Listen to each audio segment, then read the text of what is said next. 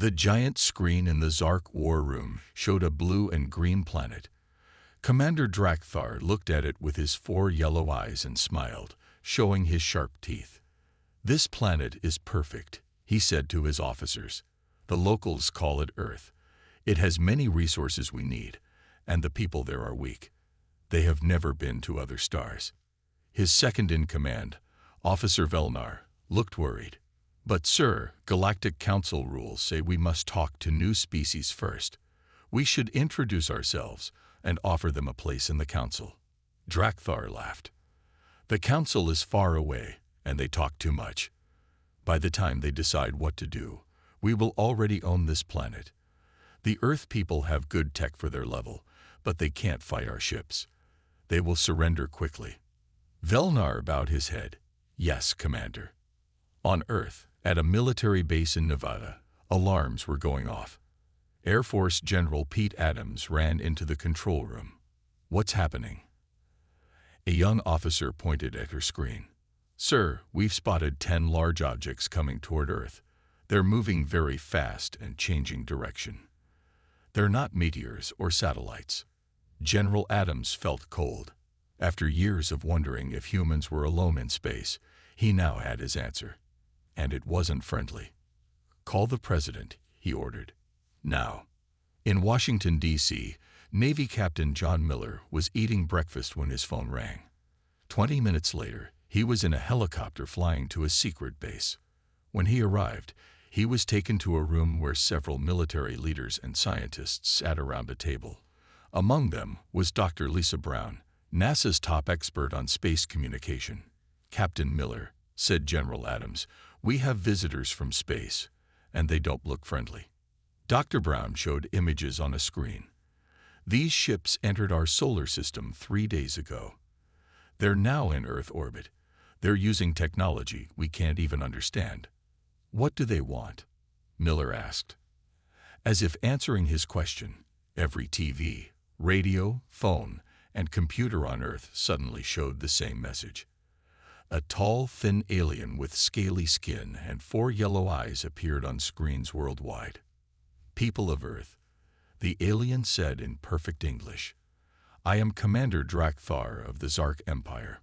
Your planet is now under our control. Your technology is simple. Your weapons are weak. You will surrender all your resources and serve the Empire, or we will destroy your cities from space. You have 6 Earth hours to answer." The message ended. The room was silent. "They've been watching us," Dr. Brown said. "Learning our languages. Planning this." "What can we do?" someone asked. "They can bomb us from space." Captain Miller stood up. "We need to buy time. We should gather information about them before we respond." General Adams nodded. "The President is calling an emergency meeting with other world leaders. All military forces are on high alert." "We should study their message," Dr. Brown suggested. "Maybe there are clues about their weaknesses." In orbit, Drakthar watched Earth's military forces scramble. Their radar systems were trying to track his ships. Their weapons were being prepared. He laughed. "Look how they run around," he told Velnar, "like small animals before a storm." "Sir," Velnar said, "they haven't answered our message." Drakthar frowned. "They're afraid. Or maybe planning something foolish. Prepare the landing ships. We'll put soldiers in their major cities to show our power." "What about the council?" Velnar asked quietly. "By the time the council hears about this, we'll be harvesting Earth's resources," Drakthar said. "The humans will be working for us. The council always accepts things once they're done." On Earth, Captain Miller and Dr. Brown worked with experts from around the world. They studied the alien message and the little information they had about the ships. "We can't match their technology," Dr. Brown said, "but maybe we can surprise them." Miller nodded. "In naval history, smaller forces have beaten larger ones by being smarter and braver. We need to be both." At the 6-hour mark, Earth gave no answer to the Zark. Instead, all systems went quiet. No radio signals, no responses, just silence. In orbit, Drakthar was confused. "Why don't they answer?"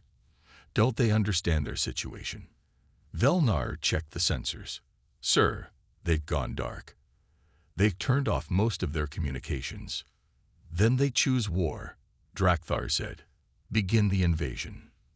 Little did he know that the Galactic Council had strict rules about first contact for good reasons, and the people of Earth were about to show why. The Zark landing ships broke through Earth's atmosphere with a roar. They looked like giant metal bugs as they descended toward major cities. Commander Drakthar watched from orbit, sure of a quick victory. The humans will see our power and give up, he told his officers. Start with their military bases. Show no mercy. In Nevada, Major Sam Taylor watched the alien ships land. He was in charge of a special forces team. They had trained for many types of war, but not for aliens. Remember your training, he told his soldiers. We don't have their technology, but we know this land. We'll use that. The first Zark soldiers stepped out of their ships. They were tall with scaly skin and carried weapons that fired energy beams. They expected the humans to run in fear. Instead, they found empty streets. The humans had hidden and were waiting. In Washington, Captain John Miller worked with military leaders from around the world. They had a plan. Don't fight the aliens head-on. Instead, use guerrilla tactics. Hit and run, then hide. The Zark think we're weak because we don't have spaceships, Miller said.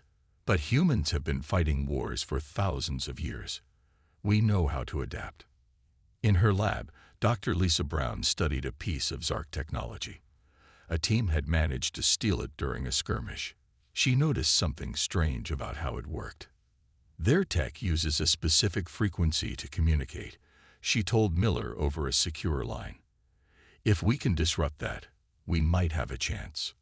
Major Taylor's team watched as Zark soldiers entered a small town. The aliens walked with confidence, not worried about any danger. That was their first mistake. Taylor gave a signal. Suddenly, simple traps activated. Wires tripped the aliens. Hidden pits opened under their feet. Nothing high-tech, just old hunting tricks. The confused aliens fired their weapons wildly. Taylor's team struck quickly from hidden spots, then disappeared again. They stole alien weapons when they could and learned how to use them. Similar scenes happened worldwide. The Zark had expected to fight an army. Instead, they faced thousands of small groups using the land and buildings as weapons. In orbit, Drakthar was getting angry reports. His landing forces were meeting strong resistance. How is this possible? He shouted. They're primitives. Officer Velinar looked worried. Sir, they're using unusual tactics. They don't fight like other species we've conquered. And they learn very quickly. Send more troops, Drakthar ordered. Use the heavy weapons. Velinar hesitated. Sir, heavy weapons in populated areas. The Council would not approve. The Council isn't here. Drakthar yelled. Do it. On Earth, Dr. Brown had a breakthrough. Working with scientists around the world, she found a way to jam Zark communications. It won't stop their weapons, she explained to Miller, but it will make it hard for them to coordinate attacks. Miller smiled. That's exactly what we need. They put the plan into action. Suddenly, Zark forces couldn't talk to each other or their ships. Human resistance fighters took advantage of the confusion. Major Taylor led a bold raid on a Zark supply depot.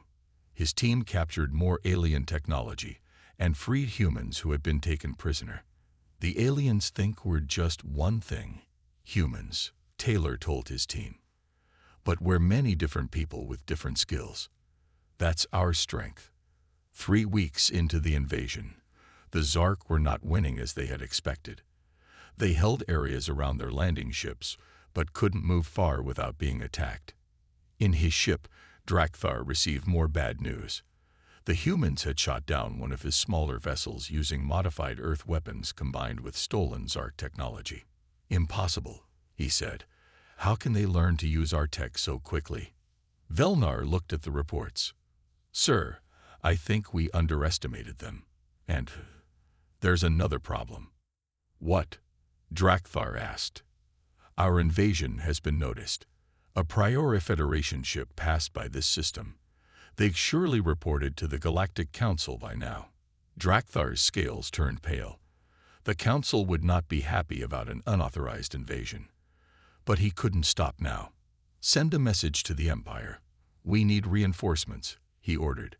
We will crush these humans before the Council can interfere. What Drakthar didn't know was that humans had already captured one of his communication devices. Dr. Brown heard his message. They're calling for help, she told Miller. We need to work faster. Miller nodded. And we need to find a way to contact this Galactic Council. If there are rules against invasion, then the Zark are breaking them. We might find allies out there. The Galactic Council chamber was huge. It had seats for representatives from over 200 spacefaring species. Today, all seats were filled.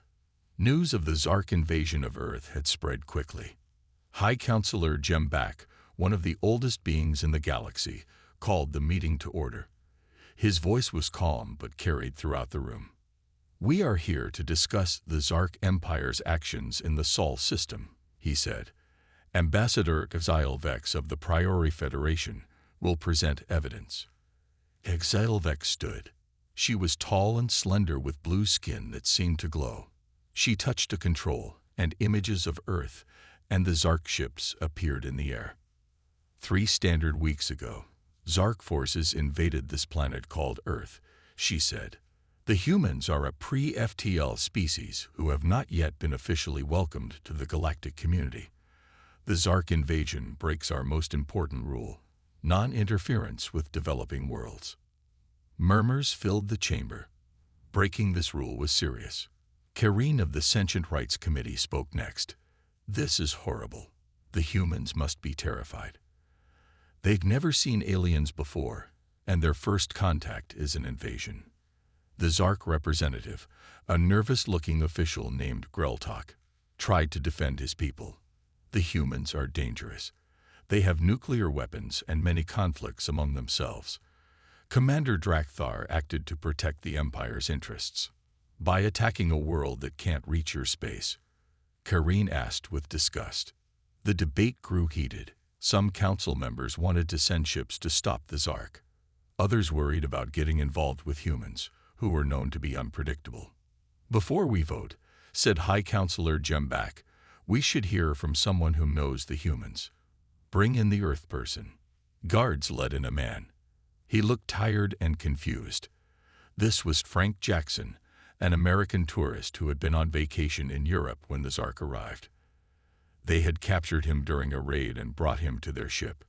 When the council investigators found him, they'd brought him here. This is a human named Frank Jackson, Helvex explained. He was taken from Earth by the Zark. Jackson looked around in amazement. He saw beings of all shapes, sizes, and colors. Some looked almost human. Others were completely alien.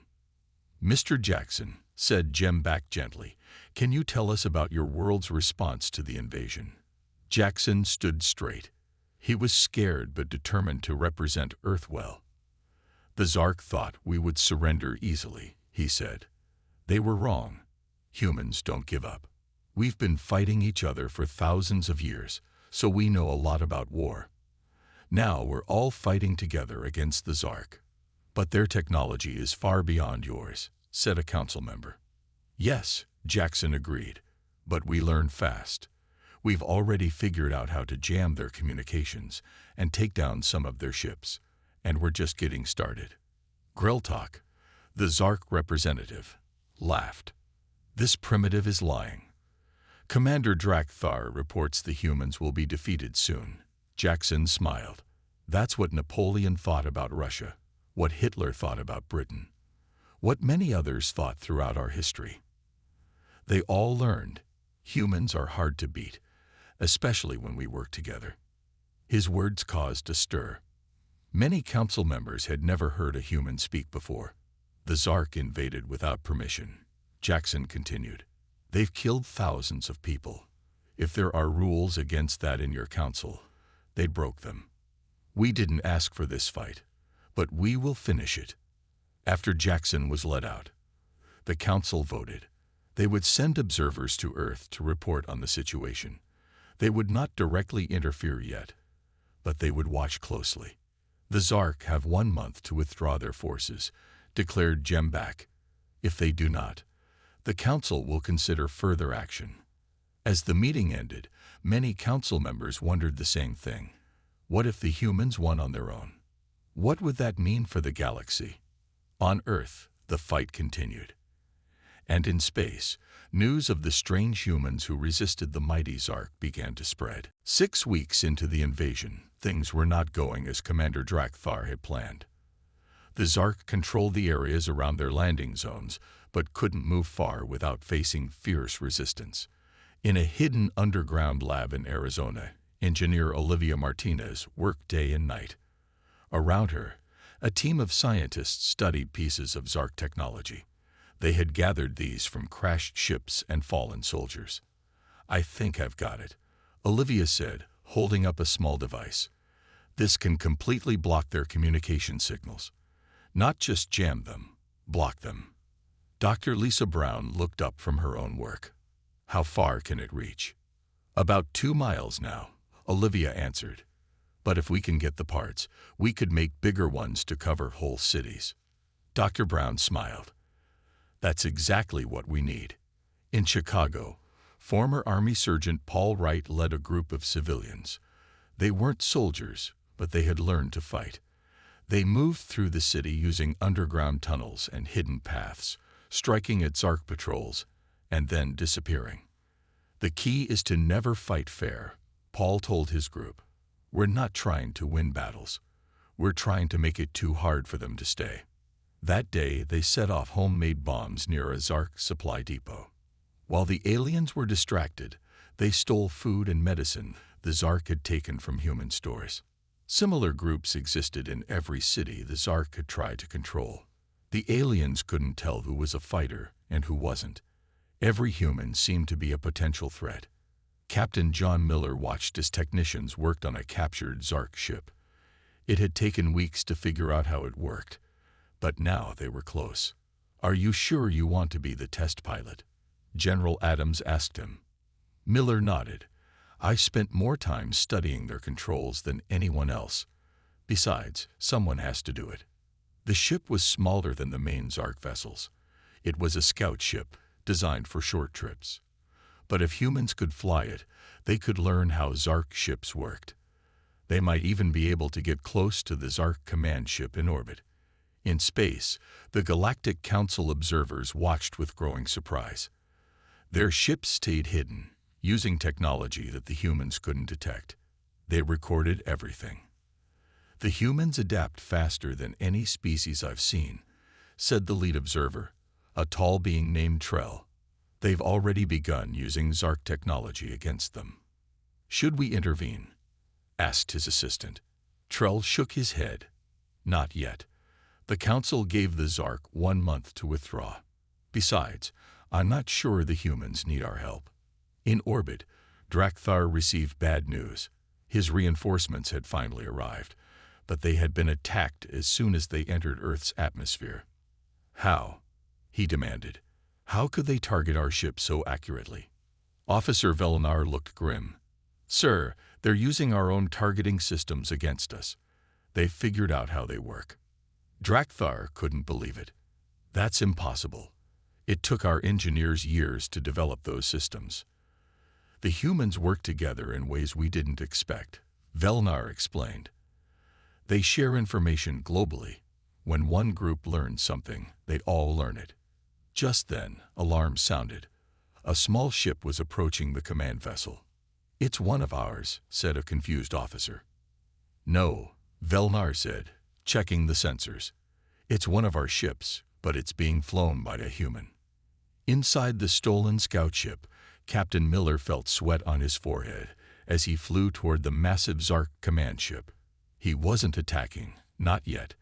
This was a test flight to prove humans could fly alien ships. He also carried important equipment, Olivia's communication blockers. "All systems working," he reported through a secure human channel. "I'm going to drop the devices now." He released 3 small objects that floated toward different parts of the Zark fleet. Once activated, they would block Zark communications in space just as they did on Earth. As Miller turned the ship to head back to Earth, he saw something unexpected. Another fleet of ships appearing at the edge of the solar system. These weren't Zark ships. They were different. "Control, are you seeing this?" he asked. "We have new visitors." On Earth, Dr. Brown watched the radar data. "The Council observers said they wouldn't interfere," she said. "I wonder who these ships belong to." What no one on Earth knew was that news of the human resistance had spread. These new ships carried representatives from worlds that had suffered under Zark rule. They had come to see the species that dared to fight back. News spread quickly through the galaxy. On hundreds of worlds, beings gathered around screens and holographic displays to watch reports about Earth. The story was always the same. A small, technologically limited planet was fighting back against the Zark Empire and somehow holding their ground. On the planet Vexus, which had been under Zark control for 50 years, people began to whisper, "If humans could resist, why couldn't they?" "The Zark aren't as strong as we thought," said one rebel to another. "The humans have shown us that." Similar conversations happened on other conquered worlds. Inspired by Earth, resistance movements grew stronger. In the Galactic Council chamber, another emergency meeting was underway. Ambassador Azilvex presented new information from the observers. "The humans have accomplished in weeks what takes most species years," she said. "They've not only adapted Zark technology, they've improved it." Karine looked amazed. "How is this possible?" "Humans have unusual minds," Azilvex explained. "They can imagine solutions that don't exist yet, and they work together across their whole planet, sharing ideas quickly."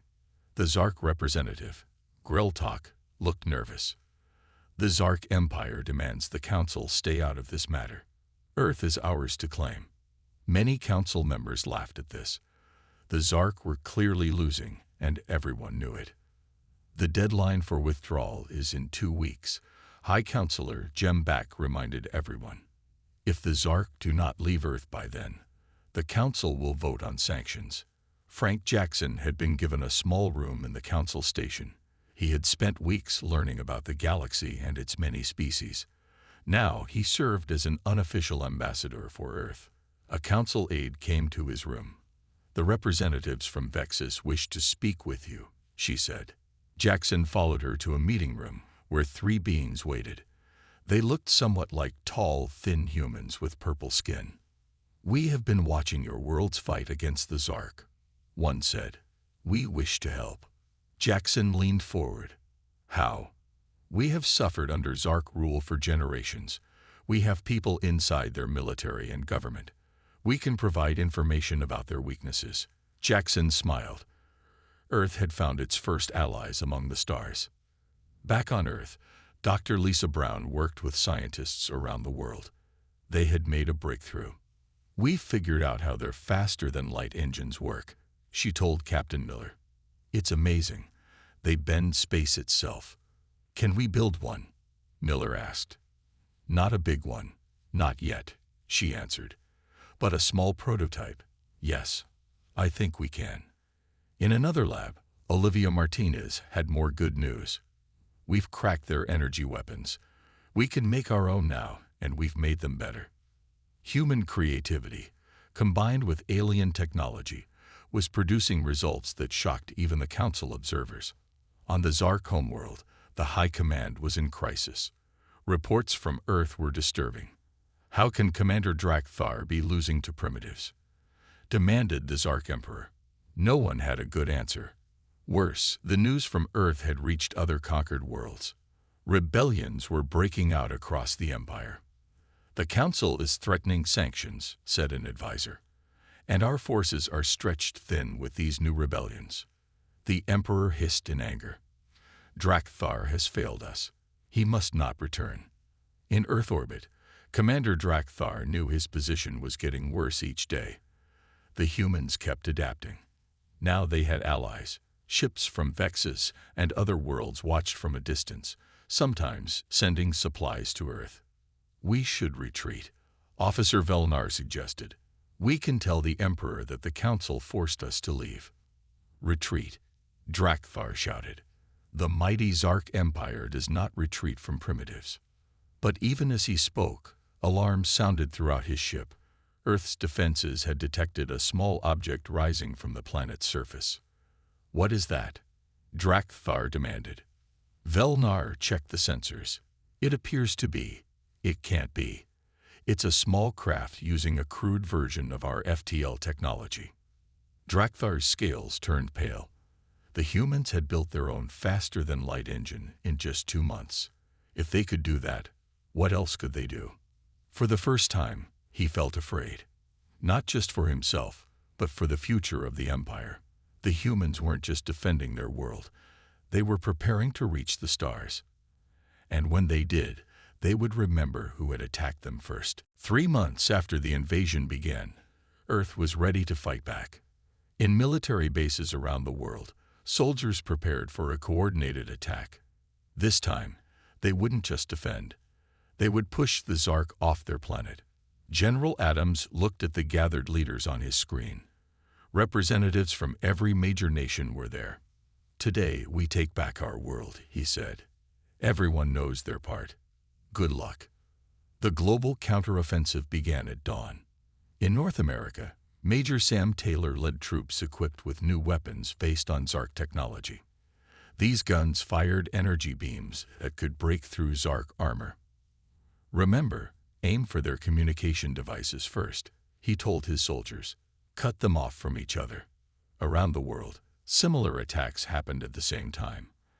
The Zark were taken by surprise. They had grown used to small hit-and-run attacks. This was different. In orbit, Captain John Miller piloted a modified Zark ship. With him were 5 other pilots in similar vessels. They had trained for weeks for this mission. Alpha Team, stay close, Miller said over the radio. Remember the plan. We need to get Dr. Brown's device to the command ship. The small fleet of human-piloted alien ships moved toward the massive Zark command vessel. Because they flew Zark ships, the enemy didn't fire on them right away. This gave them the time they needed. On the ground, Paul Wright and his civilian fighters created a distraction. They set off explosions near a Zark base in Chicago. Keep them busy, Paul told his people. The more attention we draw here, the better chance Captain Miller has up there. In her lab, Dr. Lisa Brown waited anxiously. Everything depended on her invention. It was a signal that could shut down Zark weapon systems. But someone had to get it to the main Zark command ship and activate it there. The system is ready, Olivia Martinez told her. As soon as Captain Miller activates it, every Zark weapon on Earth will stop working. Dr. Brown nodded. I just hope he can get close enough. In orbit, Drakthar watched in confusion as his forces on Earth came under attack everywhere at once. How are they so coordinated? He demanded. Just then, Officer Velnar shouted a warning. Sir, those are our ships approaching, but they're not responding to our signals. Drakthar realized what was happening too late. The small fleet of Zark ships, now piloted by humans, was almost at his command vessel. Shoot them down, he ordered. But the human pilots were skilled. Captain Miller's ship took a hit but kept going. They reached the command ship and attached themselves to its hull. Miller and his team cut through the hull and entered the Zark vessel. They fought their way through the corridors, using the alien weapons they had trained with. We need to reach the central command room, Miller told his team. On Earth, the battle raged. Major Taylor's forces had pushed the Zark back and were approaching their main landing site. But Zark weapons were still stronger. Human soldiers fell despite their new technology. Taylor received a message. Hold position. Wait for the signal. He ordered his troops to take cover and wait. In the Zark command ship, Miller and his team reached the central control room. Drakthar was there, his yellow eyes wide with shock. How dare you board my ship? The alien commander shouted. This isn't your ship anymore, Miller said, placing Dr. Brown's device on the main control panel. He activated it. A pulse spread through the Zark command systems. Suddenly, throughout the ship and on Earth below, Zark weapons stopped working. Their shields failed. Their communications went silent. Miller spoke into his human radio. Signal sent. All Zark weapons should be down. On Earth, Major Taylor saw the Zark soldiers looking at their useless weapons. He gave the order. Move in now. All around the world, human forces advanced. The Zark, without their technology, couldn't fight back effectively. In detention camps where the Zark had held human prisoners, Paul Wright and other civilians helped free the captives. Families were reunited amid tears of joy. In the Galactic Council station, Frank Jackson met with representatives from many worlds. They had been monitoring the situation. The humans have won, said Ambassador Xylvex with amazement. They've defeated a space-faring empire while barely leaving their own planet. Jackson nodded. And now we need to talk about what comes next. The Zark attacked us without cause. There must be consequences. The council members agreed. The Zark invasion was officially condemned. Earth was recognized as a sovereign world with the right to defend itself. Back on the command ship, Drakthar looked defeated. His great invasion had failed completely. I surrender, he said, his voice hollow. The Zark forces will stand down. Captain Miller nodded. A wise choice. Your soldiers on Earth are already being rounded up. As he looked out the viewport at the blue planet below, Miller knew that Earth would never be the same. Humans now had alien technology. They had made contact with the galaxy, and they had shown everyone that they were not to be underestimated. The tide had turned, not just for Earth, but for the entire galaxy. 6 months after the Zark invasion began, Earth was a different world. Cities damaged in the fighting were being rebuilt, but more importantly, humans were building something new, a united future. In Washington, D.C., representatives from every nation met to form the United Earth Government. For the first time in history, all countries worked together with a common goal: to protect Earth and prepare for life as part of a larger galactic community. The Zark did us a favor without meaning to, said one leader. They showed us that our old fights with each other don't matter. We're all Earthlings first. Most of the Zark soldiers had been sent back to their empire in ships piloted by council representatives. Some remained in custody, helping humans understand their technology better. Dr. Lisa Brown stood in her new laboratory. It was much bigger than her old one, with equipment that combined human and alien technology. She watched as her team tested a new engine for Earth's first real starship. 6 months ago, this would have seemed impossible, she told Olivia Martinez. Now we're building ships that can travel between stars. Olivia nodded. And we're making them better than the Zark versions. Smaller, faster, more efficient. Dr. Brown smiled. That's the human way. We don't just copy, we improve.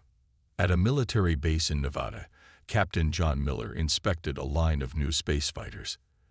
These small ships combined Earth's best aircraft design with alien technology. They were Earth's first space defense force. Are they ready? General Adams asked, walking up beside him. Miller nodded. Yes, sir. The pilots have trained hard. If anyone else thinks about invading Earth, they'll get a very different welcome than the Zark did. Good, Adams said, because you're taking 12 of these ships to the council headquarters tomorrow. Miller looked surprised. Sir, Earth is sending its first official delegation. You'll be providing the escort. In orbit around a distant world, the massive Galactic Council station floated like a small moon. Ships from hundreds of worlds came and went from its docking base. Today, a new type of ship approached. It was clearly of human design, but it used technology similar to other galactic species. Behind it flew 12 smaller vessels, Earth's new space fighters. Inside the council station, representatives gathered in the main chamber. Many were curious about the humans who had defeated the Zark. Frank Jackson, now officially Earth's first ambassador to the Galactic Council, walked into the chamber with his team. He wore a simple but elegant uniform that represented all Earth nations. High Counselor Jembak welcomed them. The representatives from Earth may address the council. Jackson stepped forward. He had practiced this speech many times. Members of the Galactic Council, I bring greetings from Earth. 6 months ago, we didn't know we weren't alone in the universe. Now we stand among you as equals. There were murmurs at this bold statement. The Zark thought we would be easy to conquer because we lacked advanced technology. They were wrong. Humans don't measure strength by the age of our civilization or the power of our weapons. We measure it by our will to survive, our ability to adapt, and our determination to remain free. Ambassador Xylvex nodded in approval. Earth asks to join the Galactic Council as a member world, Jackson continued. We have much to learn, but we also have much to offer, and we have conditions. This caused more murmurs. New species usually didn't make demands. Earth requires guarantees of our independence. We want access to educational and technological exchanges. And we want the Zark Empire to pay for the damage they caused. Greltok, the Zark representative, started to object, but Jembak silenced him. These terms will be considered, the High Counselor said. For now, Earth is granted observer status in the Council. Later, in a private meeting room, several powerful council members gathered. The humans achieved in months what takes most species centuries, Kareen said. They went from pre-FTL to building their own starships in half a year. They're unpredictable, said another member. Dangerous, perhaps. They're innovative, Xylvex countered. They see solutions others miss. Jembak, who had led the council for over 300 years, looked thoughtful. The humans will change everything. The balance of power, trade routes, technology development, nothing will be the same. Is that good or bad? Someone asked. The old counselor smiled slightly. It is inevitable. The galaxy was getting stagnant. Perhaps we needed some humans to shake things up. Back on Earth, people looked up at the stars with new eyes. They were no longer alone, no longer confined to one world. And the galaxy would never be the same.